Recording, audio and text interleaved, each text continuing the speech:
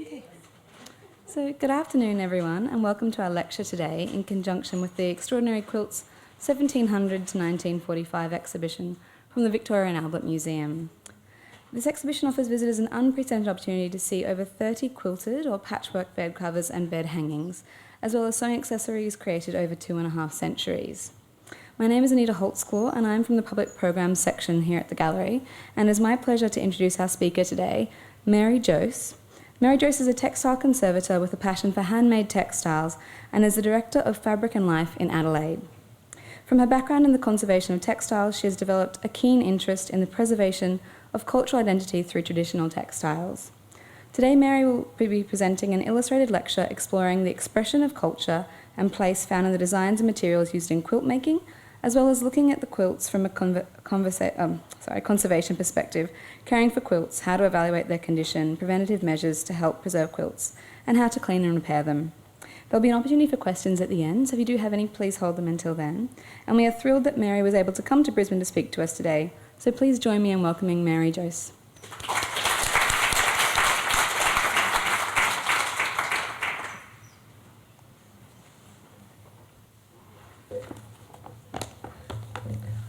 Hello. First of all, I'm delighted to be sharing my love of quilts and textiles with you today, and I've really enjoyed seeing the exhibition this afternoon. Thank you to the Queensland Art Gallery for inviting me to speak, and thank you very much for coming. Before I begin, I'd like to acknowledge the traditional owners of the land where we're meeting and their elders past and present. I've always had a love of textiles and the skilled work of textile making. I began my career as a textile conservator, and later I became fascinated by the other aspects of textile conservation, the conservation and expression of culture through the living traditions expressed in the making of handcrafted textiles. Through my work with textiles, I've been lucky enough to meet people from many cultures and countries. Globalisation is bringing people together, and more we live in a multicultural society.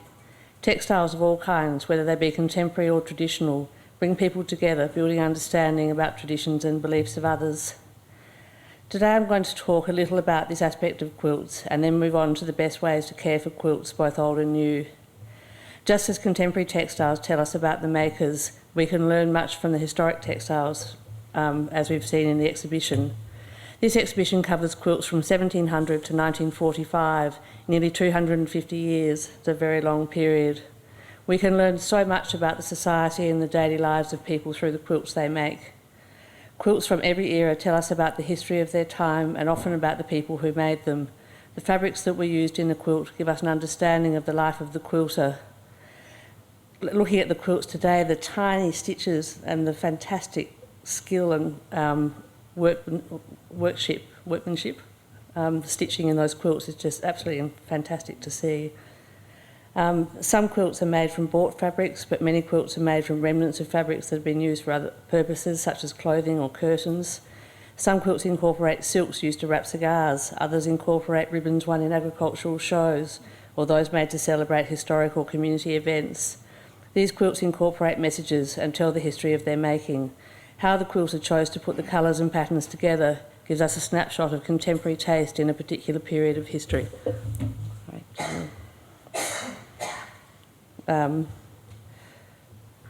Slides.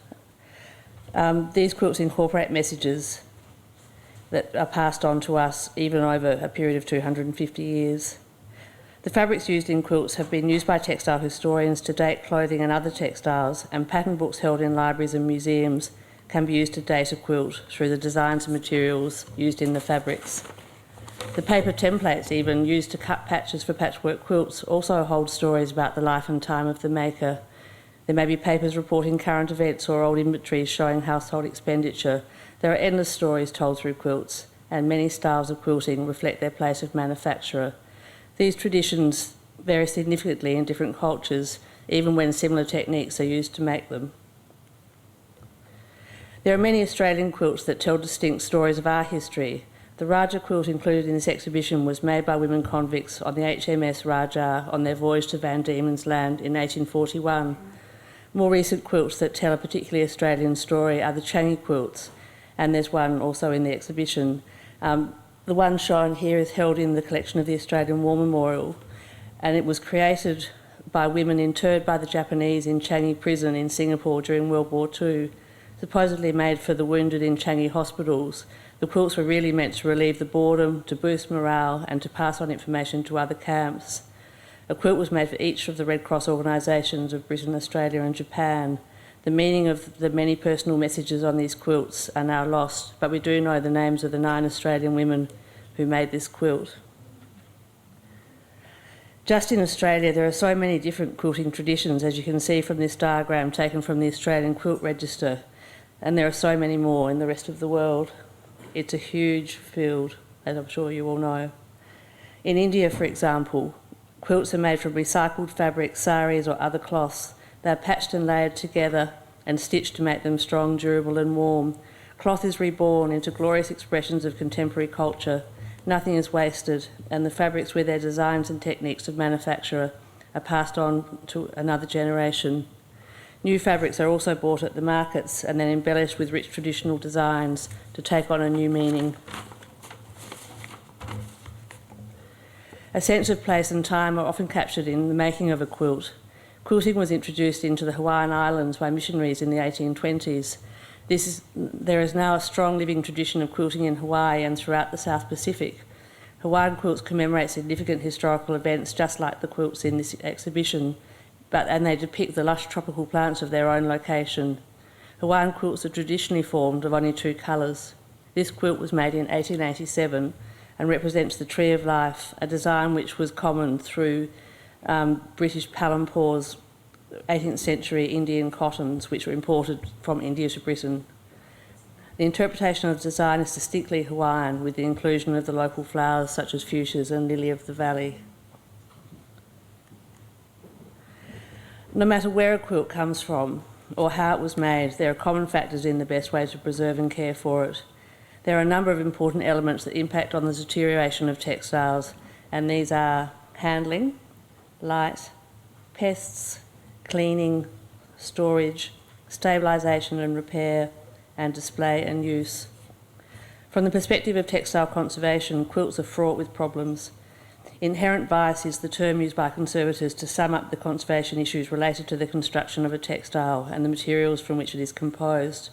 Quilts are often made of a combination of materials pieced together to make a patchwork, and then they may or may not be additionally quilted to form a finished quilt. Over time, fabrics can become weakened, split and fray, and even become so brittle or fragile that they break away. Threads can also deteriorate and become weak over time, leading to an overall weakness in the patchwork that is held together by these stitching threads. Deterioration of fabrics can be strongly connected to the methods of their manufacturer. Fabrics with dark brown in their design or in the overall colour often become deteriorated and extremely brittle or are missing altogether. This is caused by the use of iron mordants in the dyeing process. To create an affinity between the fibre and the dye, an iron mordant is used in specific parts of a fabric's pattern or on a thread when it's being dyed to create a rich brown colour. When iron mordanted fabrics are not rinsed properly, the residual iron serves as a catalyst and causes degradation of the fibre, resulting in the fabric decomposing, as you can see here in this tapestry. This is most commonly seen in quilts in striped fabrics, flowers or in the background colours of a printed chintz. It's also common to see the dark brown sections missing completely from tapestries, and you see it in Persian rugs, the same problem with the iron mordant.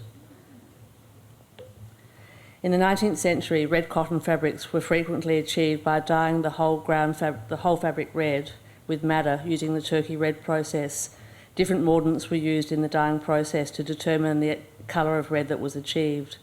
The whole fabric was red, and then by removing or discharging the red colour in some areas, by printing them with the bleach compound, a white design was achieved, as you can see in these 2 fabrics here. Turkey red discharge prints could also be overprinted with other colours, or the discharged areas would be left white. If the discharged printed fabric wasn't properly rinsed to remove the chlorine bleach, or if the bleach was too strong, it weakened the fabric, resulting over time in the complete disintegration of the white areas, which you can see has happened in that red fabric and starting in the blue fabric as well. So you had this kind of inherent disintegration in the fabrics. During the 19th and early 20th centuries, a technique came into common practice that caused the rapid deterioration of silk fabrics. Silks were treated with metallic salts to give them weight, drape and rustle. Most fabric is sold by the metre, but historically silk has always been sold by weight. By adding metallic salts, usually tin, iron or lead, it made the silk appear more lustrous, and it was more expensive to buy because it increased the weight of the fabric. Depending on the fabric treatment and use, weighted silks were known to begin shattering after only a few years. This knowledge, compared with the new chemical technologies and taste in fashion, led to a reduction of weighted silks, and by the 1930s they were rarely seen. But you do see weighted silk fabrics often in quilts that have just disintegrated to dust. It is common to see a single colour in a quilt where the silk is severely deteriorated or missing altogether, and the remnants can be found only in the seams inside the quilt. It is these clues of missing fabrics that conservators look for when evaluating a quilt for a conservation treatment. From the 1830s to the 1890s, the use of ink instead of embroidery to sign blocks for signature quilts became very popular. During this time, both homemade and store-bought inks were used. Unfortunately, many of the inks were highly acidic, and this acidity caused the fabric to break down where the ink was applied. It's not possible to stop this type of deterioration, but it may be possible to document the signature or inscription through drawings and photography before they are lost forever. Historic textiles often appear deceptively strong and resilient, but they are vulnerable not only from their own history, including their age, fragility and composition, but also because they are familiar objects and we are less likely to handle them with the care that we would a painting or a ceramic. A stable environment with minimal handling is the best way to protect a quilt. In the care of textiles, prevention is much more desirable and effective than a cure. It is much better to prevent the damage happening than to try and fix your quilt with a remedial conservation process. All textiles, including quilts, are at risk of damage through handling. Minimising handling and handling textiles carefully can help prevent damage. It's very important to ensure that your textile is well supported when it's handled. If you're unfolding a quilt, do it on a clean table or even a clean floor, ensuring that there is space enough for all of the quilt to be fully supported. With quilts draping over the ends of tables and things, that's when you can start having fabric splitting and seams splitting. It's best for a quilt to be rolled or folded in a box when it is moved to ensure that it's well supported at all times. It's also best to hold on to the box or the roller rather than the quilt itself. If you have a fragile fabric, just touching it is enough to deteriorate further. Oversized textiles such as quilts may require custom-made supports for display and storage and may need 2 or more people to transport them and put them on display to ensure they are fully supported.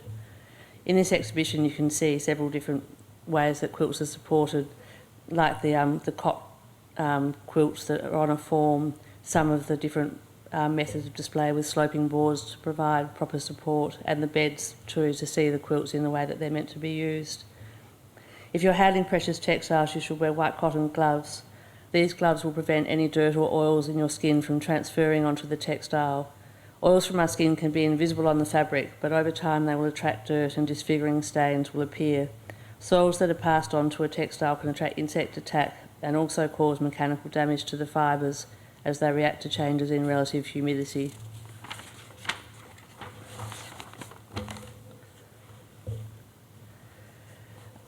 Now we'll move on to light damage. Light is perhaps the major factor in the deterioration of textiles. Light is essential to see the true colours and stitching of textiles, but light is one of the most damaging aspects in their deterioration. Quilts, like all textiles, are very susceptible to light damage and should be stored and displayed away from direct light. Light is a form of energy, and damage to textiles depends on the intensity of the light, the proportion of ultraviolet radiation and the length of exposure. The UV radiation in daylight sunlight and some artificial light sources is the major factor of yellowing and the weakening in fibres. And it's interesting, on the bed hangings in the exhibition, I overheard a speaker saying that the front hangings have been displayed a lot, where the back hangings have been in storage, and you can see very distinct differences in the colour between the two because of the longer exposure to light. Light damage is cumulative, so every hour a quilt is exposed to light will add a bit more damage. Light does not only fade textiles, but it also degrades the fibres, eventually resulting in weak and brittle fabrics that will break down into splits and holes and can eventually powder away. A quilt will incur the same amount of damage from intense light for a brief period of time, or as from a weak light for a lengthy period of time.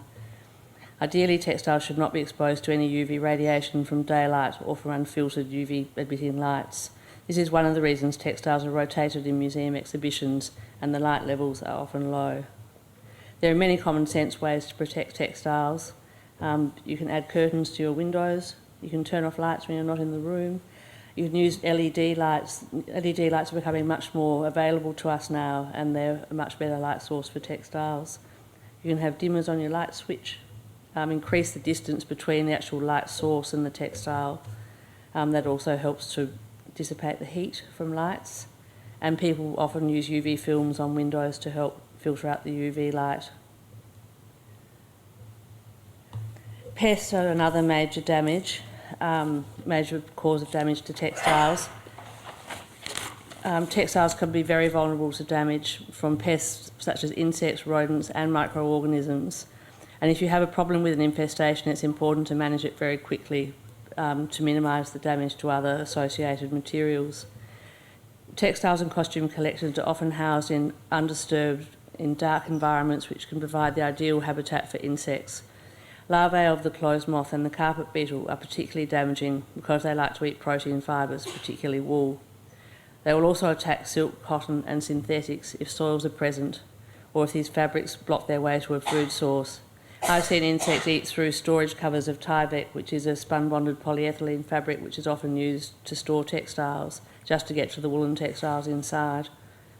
You can see in the wool cover depicting military heroes and radical causes in the exhibition on the right-hand side, there's insect damage through the woolen panels there. It's one of the things, particularly in those thick wool fabrics, there's nothing really a conservator can do except to remove the frass and insect remains from those areas.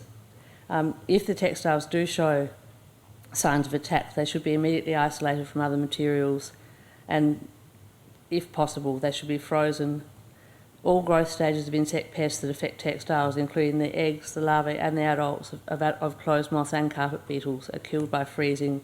So this is a very good treatment because it doesn't involve any toxic chemicals, and it is very effective. Signs of infestation can include the actual larvae, their webs, casings, eggs and adult insects. And silverfish will damage fabrics if there's a food source such as starch sizing on cotton fabrics or food that's been transferred from our hands. And rodents, mice and rats will just eat anything that's in their way to make their nests.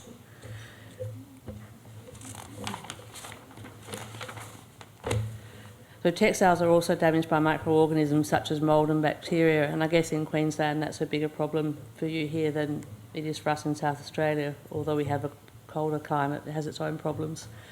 The growth of microorganisms on textiles causes staining on the fabric that is often impossible to remove and also weakens the textile fibres, sometimes to the point of destruction. Soil stains or fabric finishes such as starch make fabrics even more attractive to microorganisms. Mould often appears as a white velvety growth on the surface of the textiles and is sometimes accompanied by a musty odour. Textiles are particularly susceptible to mould growth, which can cause staining, weakening or complete destruction of the fibres. Moulds feed by actually digesting the fabric on which they grow, so they're dissolving the fibres as they spread across the textiles. Cellulose fibres such as cotton, linen and rayon are particularly vulnerable, but protein fibres such as wool and silk can also be affected. Mould will even grow on synthetic fibres such as nylon and polyester if they're soiled and provide a food source or have finishes on them, which will also attract mould.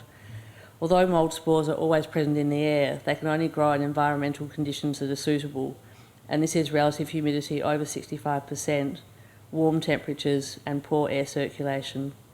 The best way to prevent mould growth is to increase air circulation through the use of fans or air conditioning and keep the temperatures sort of low around the sort of 20-25 degrees centigrade. Mould is a serious health concern and protective clothing should be used when cleaning mouldy textiles. They should be dried either in the sun or with a fan or a hairdryer, and mould should be vacuumed from the textile, and then if possible after that the textile should be washed or dry cleaned.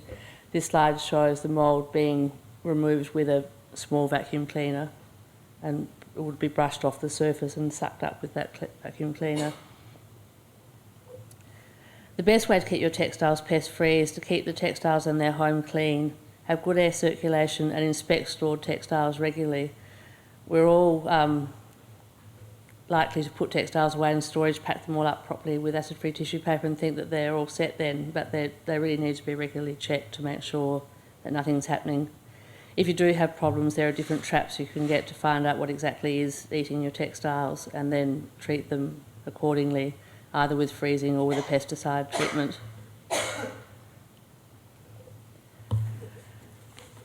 Now I'll move on to the actual conservation of the textiles. Conservators talk about 3 types of conservation treatment. The first and most important is preventive conservation. This will help minimise the damage that occurs to a textile, and that's what we've just discussed. Once the textile is damaged, we need to look at repairs and stabilisation of the textile or remedial conservation treatment. The care and preservation of textiles can be approached in different ways. What is the difference between repair, restoration and conservation of a quilt? Repairs simply fix the quilt. Replacing a binding with modern fabric or machine mending, fraying fabric is a repair. Repairs can often be damaging and unsightly, but they're generally done when a quilt's in ongoing use and you just want to make it useful for your use rather than as a long-term preservation strategy. Restoration tries to recreate what was originally there by using new materials. This can be visually pleasing initially, but over time, as dyes fade differently, restoration repairs can become unsightly. Repairs and restoration can also cause further damage to the quilt, as they are often worked into the weakest areas where the damage has occurred in the first place, and that's why they're being repaired. The original materials used in the manufacture of the quilt can also be lost. Restoration is usually attempted when a quilt is going to be used or sold through antique shops, and that kind of more of a commercial approach to make things look as they were. In a museum environment, we're more interested in preserving the original pieces of the quilt as what it is and keeping that as strong as possible. Sometimes the use of a quilt will have to be determined by its condition. For instance, if a quilt has weighted silk patches, it is best that it's not often moved. It should either be hung or framed or laid on a bed for display, but not used on a bed where it's just going to be sitting there and not be handled. The work of a conservator is strongly based on the belief that all conservation treatments should be reversible and that original materials and construction techniques should not be removed. This ensures that the history of the textile remains intact for our and future generations to appreciate and study. Damage is stabilised to slow down deterioration, but nothing is done to the quilt that is not reversible except cleaning. All steps of a conservation treatment are documented and samples are kept of any fabrics or threads that are removed or have come loose due to deterioration. The first step in a conservation treatment is cleaning. Textiles get dirty through day-to-day use. They become soiled in many ways. Wooden shelving, acidic storage boxes, acidic tissue paper can emit harmful gases. The acidity of fibres themselves can even result in an increased rate of deterioration. Gases from industrial, vehicle or other emissions can cause chemical reactions which degrade the fibres. Solid particles such as dust from clothing and soil from the immediate environment are harmful for textiles because they can become trapped in the spaces between the threads, and sharp gritty particles like silica, which we find commonly in dust, can actually cut through the fibres. At high temperatures and relative humidity, fine dust can also actually adhere itself to the fibres and become very difficult to remove, and you get that sort of greyed, soiling, dirty surface look. With changing relative humidity, gritty particles will soar through the fibres as they expand and contract in relation to the moisture in the air and can be very destructive. Some particulates also absorb pollutants from the environment, which may lead to harmful chemical reactions occurring within the fibres or dyes. Some soils are food sources for mould, insects and other damaging biological activity, and soils from use such as champagne or perfume on a wedding dress can oxidise and become set over time, causing disfigurement, weakening and breakage. Sometimes the soils aren't even visible until later as they oxidise and darken. Cleaning is the only wholly irreversible process in a conservation treatment of a textile, and once the textile has been cleaned, whatever is removed cannot be returned. There are many risks involved in cleaning a textile, and there are three main ways of doing this. And you do need to evaluate whether you actually want to remove the stains that are on it. They might be historic, like a blood stain from someone who was shot in a famous battle or something like that. So it's not that everything always needs to be clean. Each piece has to be evaluated on its own merit. The first and least, or not risky at all way really, is surface cleaning with a vacuum cleaner, and this can be done with different scales. The very fine one on the top left is a bicycle pump air tube, and then you can put tulle on the end of a small vacuum cleaner and use a brush to brush the dust off the surface and suck it up, and you use the tulle to stop the fibres being sucked up. If a textile needs to be cleaned, the first option is always surface cleaning.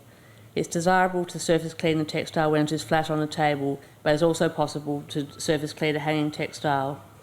Often big tapestries and things which are very difficult to move are cleaned in situ, and that works very well, sometimes even with a cherry picker if they're huge and you have to get access to them. Surface cleaning can be done with a domestic vacuum cleaner. Micro attachments can be bought from vacuum cleaner shops and used with most vacuum cleaners. For larger textiles in good condition, it may be possible to cover an upholstery nozzle with nylon tulle and vacuum the textile. You can also use a soft brush to brush the soiling off the surface of the textile and suck it up with a vacuum cleaner held away from the surface of the actual textile. And finally, you can put a layer of fiberglass fly screening over the textile and vacuum through the screen, which is what up on the top right there.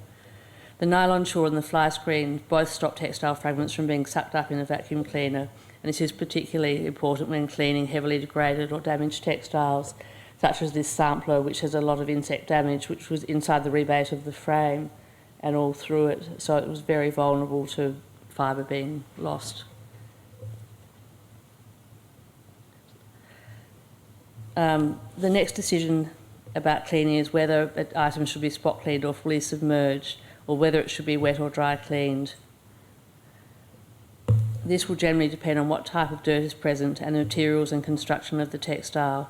It's necessary to evaluate the risk.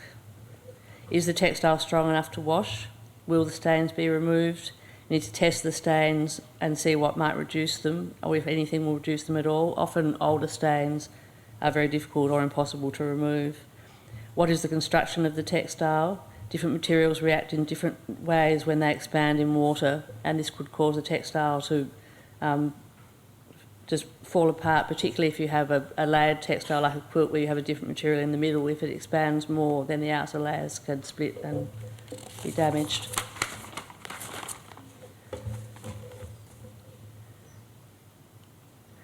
Textiles are much weaker and more vulnerable to damage when they are wet. What support would the textile need during the washing process? Does it need to be stitched between layers of net, which offers good support, but makes rinsing much more difficult, or should it be placed on a screen? Does it need spot cleaning, which is also risky because it can leave ring marks? And then you need to know what solution the dyes will be stable in. Wet cleaning a large textile is a complex process. It can take up to 12 hours to wash a large tapestry.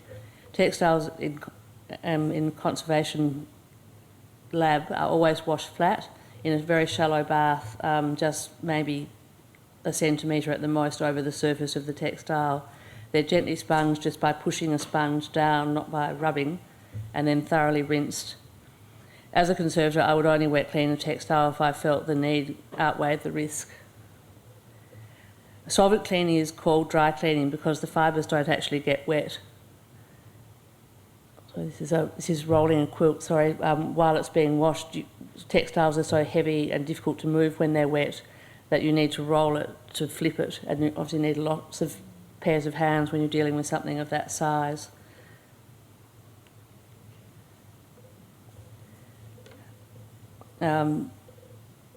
Solvent cleaning is called dry cleaning because the fibres don't actually get wet. The solvent moves around the fibres and dissolves greasy stains such as perspiration. Commercial dry cleaners often add a small percentage of water and detergent to their dry cleaning machine to get a better result, and this is known as the charge system. If a textile with unstable dyes is dry cleaned in a charged system, the dyes will still run just as they would with washing. So you can't assume that if something can't be washed, it can be dry cleaned, because that's not always the case. Dry cleaning is a vigorous process similar to a front-loading washing machine, where the textile tumbles. The solvent is extracted at the end of the cycle with an increase in temperature and spinning. This obviously puts a lot of strain on the textile. They can be put in net bags or padded out with polyester wadding to help prevent the mechanical damage from the dry cleaning process, and buttons and other attachments should be covered with wadding or taken off before cleaning. Again, always evaluate the risks before embarking on a cleaning process. That shows you the amount of dirt that can be removed through the washing process. It's very effective when it's required, and that would be a process that would have taken probably 8 hours of washing for a tapestry of that size and that result of cleaning. So it is very effective, but it just has to be done in the right circumstances. Once the textile is as clean as possible in each individual case, the remedial conservation treatment can begin. The aim of these treatments is to stabilise the remaining aspects of the artefact. In the case of patchwork quilts, the most common forms of damage are worn edge bindings, loss of patches where a particular fabric has deteriorated, and splits in weaker fabrics. The stabilisation of an edge binding will depend on the extent of the damage. If you feel a quilt needs a new binding, leave the old one on underneath to keep the history of the quilt together. Patches of a fabric of a similar weight and colour could be inserted underneath areas where there are holes and stitched into place. The binding could then be covered with a fine fabric such as nylon tulle or organza to hold the damaged fabric in place and help prevent further damage by protecting the fabric surface when it's handled and from dust and things. The approach will also be used to stabilise missing patches. Fabric will be dyed to match the original, and patches will be carefully inserted under the damaged fabrics with the grain of the fabric aligned so that when they do expand and contract they go together. The patch will be larger than the hole so that it can be securely stitched to a strong area of the quilt. If there are remnants of the original fabric, they will be carefully aligned with the patch over the surface of the patch, and they can be held in place with stitching, and a fine fabric will then be stitched over the top if necessary to provide adequate support. These techniques can be seen in the Aesop Fables coverlet in this exhibition, and there's a talk about the conservation of that quilt on the website. Sometimes the fabrics are too fragile to stitch, and adhesive lining is required, as can be seen in this Tibetan tanka. Sometimes if you try and stitch a very degraded silk, it will just powder away. This type of conservation treatment will ensure that the eye moves beyond the damaged areas when viewing the quilt, and the quilt or other textile is now much stronger and more stable. Quilts that are not patchwork but are quilted with a silk fabric on each side can be more difficult to treat, so quilts that are stitched as one piece of fabric. It's often difficult to get patches in due to the placement of the quilting stitches, and if a textile of this kind requires support, it is usually stitched between a sandwich of nylon net dyed to an appropriate colour to help protect the quilt from further damage. This technique is used for many fragile textiles as it provides significant additional strength to the fabric. This is a late 18th century Chinese robe that had embroidery, double-sided embroidery, so it was stitched on both sides, absolutely incredible. And the ground fabric was completely shattered over the whole robe, so you couldn't put a lining on the back because the back was as beautiful as the front or the inside, and so it was sandwiched between net, you can see on the right, and that held it together and made it possible for it then to be put onto display. But before it was treated, you could barely touch it. It did make a big difference.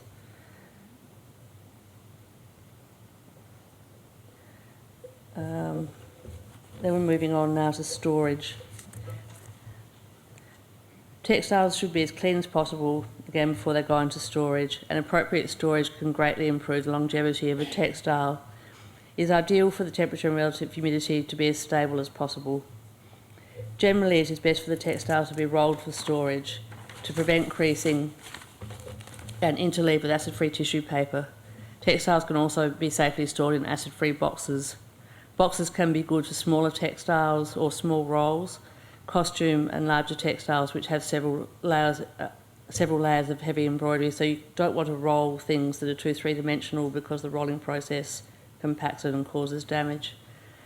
Sharp creases along fold lines have the potential to become splits because the fibres in these areas are under considerable strain. It's essential to pad out any folds in textiles while in storage or on display. Some textiles will need purpose-built supports and that can be used for both storage and display, and this is particularly the case with three-dimensional objects such as costume. And we've talked about the cot sets in this exhibition and the beds, which all provide perfect support for those textiles on display. Storing quilts in a wooden cupboard like this, you need to have something to isolate them from the timber, otherwise you can end up with staining and damaging. Tyvek is a wonderful material for textile storage. It can act as a protective barrier against light, water, dust and soiling. As you can see, there are many different ways it can be used. It can be machined into covers for particular shaped items that can be used to roll. It lets the textile breathe in one direction, but it's waterproof in the other direction. It's also used for surgical masks and that sort of thing. And it's strong, and you can wash it if you use it as a cover for things, and it gets dirty, just wash it in the washing machine and use it again. So it's a terrific material for textile storage. Finally, we come to the best ways to display a quilt. From viewing the exhibition, you will have seen that there are several ways of hanging a quilt. Some are on sloping boards for additional support. Some are stitched to boards by hand, never by machine. Some are in perspex boxes, so they're stitched onto a padded board first, and then the box is screwed over the top of them to protect them from light and dust and insects. And then some have their special forms. It's always, for the conservation point of view, it's better for something to be glazed, but then we lose the texture of the textiles that we all love, and so it's a balance in that, because you have the exposure to light, which is greater without the protective glass or conservation glass or UV perspex. The most common way to hang a quilt is to stitch a hanging sleeve to the top of the quilt, stitching through all the layers, and then to hang it from a sealed timber or a non-wooden rod. In this case, it's a non-sealed timber rod. It's always better to paint your rod with acrylic paint so that the gases, the off-gas from the wood won't deteriorate the fibres. The rod is suspended from the ceiling using wire or brackets to attach it to the wall. This type of hanging system is suitable for lightweight textiles, but over time, heavy textiles tend to distort and bow in on the sides because the strain's taken from the top corner on each side with a rod, particularly, and so you can get that sort of distortion. With a lighter textile, it's not such a big issue. Tabs and rings are very damaging, and I've worked on so many quilts and other textiles that have got holes all along where they've been hung like that, so I'd recommend not using that method. An alternative method is to use Velcro. This will support a textile from a lightweight textile to a tapestry which weighs hundreds of kilos, and a lot of the textiles in the exhibition are hanging from Velcro. The soft part of the Velcro is machine stitched to a cotton tape, and then the cotton tape is then sewn by hand in a staggered stitch to the reverse of the textile, and this means that there's not a line of strain. Machine stitching through a textile works like a perforation, and as they degrade, they can just tear through the stitching line when they've got the weight of the textile hanging from it. The partner Velcro is stapled to a painted timber batten or adhered to a metal batten. This is then attached to the wall, and the quilt is hung by pressing them together. Velcro is good as a hanging method, I think, because it supports the whole textile. No display fittings are visible, so the textile floats on the wall. And if the textile isn't flat, which most textiles aren't, you can adjust them up and down a bit and you get a much flatter appearance of the textile on the wall. Small quilts can be mounted on a stretcher and hung without framing, and that gives them the support they need. And if they're not vulnerable and weak, a newer piece, that's a good way of framing them, and you still have the texture and things of the textile. The main thing to remember is never, and this is a Hawaiian quilt framed and glazed in Hawaii. the main thing to remember is never to use nails, pins or staples, metal bulldog clips or carpet laying smooth edge to hang a quilt or textile on the wall, all of which I've seen at different times. The textiles can give us so much, and the more we look after them, they obviously will last for hundreds of years, like the ones in this exhibition, and we can pass them on to our children and future generations to enjoy. Enjoy the exhibition, and thank you. And if anyone would like to ask any questions.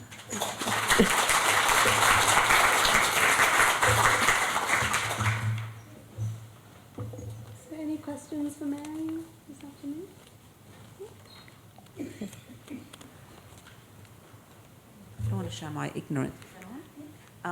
When you were talking about the stretcher, what did you mean by that? What's a stretcher for So I'll display? go back.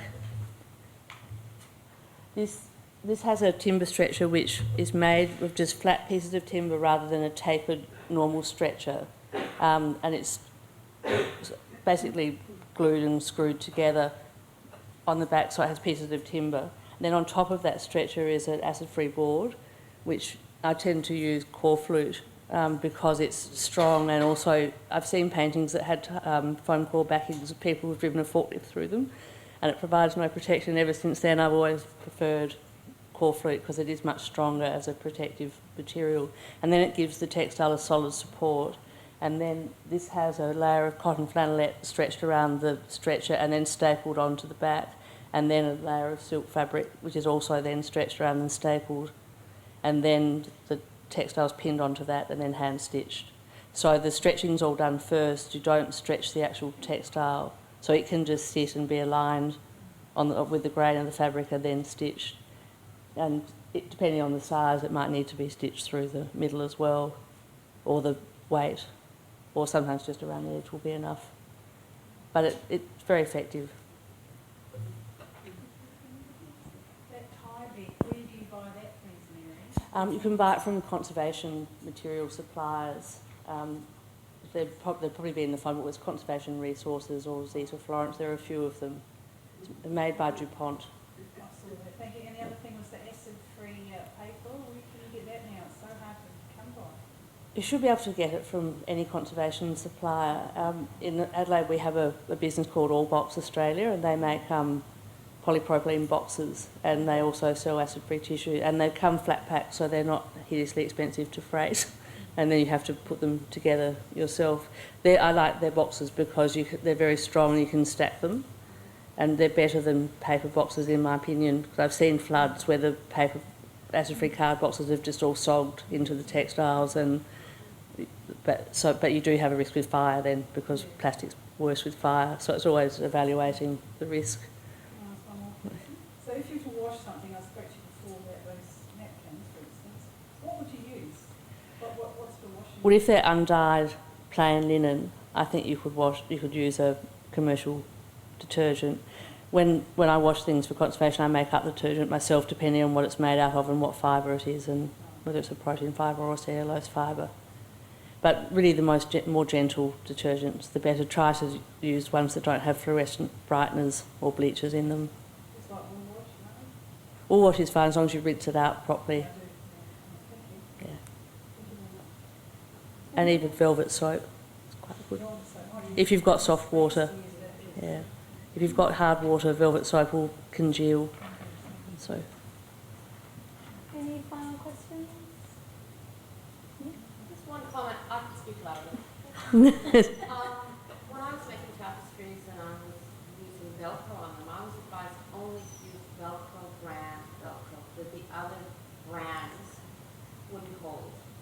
I think brand Velcro is the best, and also self-adhesive Velcro doesn't last either, so it's best not to use that to stick the other half of the Velcro onto something. Onto metal bands on the back, Yeah. so that was just a self-adhesive. So if you use epoxy resin rather than... Did it stay on? Oh, it has until recently. They recently had to be replaced, and they would have been, from the early 90s. Oh, that's pretty good. Last year, I think. So 14 years, a good 14 years. But they were That's good. all Velcro brand. Yeah. That's what it was. No, I think always And in conservation, it's best to use the best materials that you have available to you. They're hard to get, I tell you. When you live in North Queensland and you ask for Velcro brand Velcro, they say, no, we have this other brand, and you have to say, no, please order, especially this Velcro brand, because they don't kick. I mean, Adelaide Spotlight carry it, Well, but they yeah. might be different here. I don't have a spotlight, sorry. They do online. If I go to Cairns, Yes, I can yes. get a spotlight, but I don't where I live. Yeah. Okay, well, we might leave it there. If you do have any further questions for Mary, feel free to come up. She's happy to take some personal ones. Oh, sorry. And so if you want to join me one last time in thanking her for her talk today.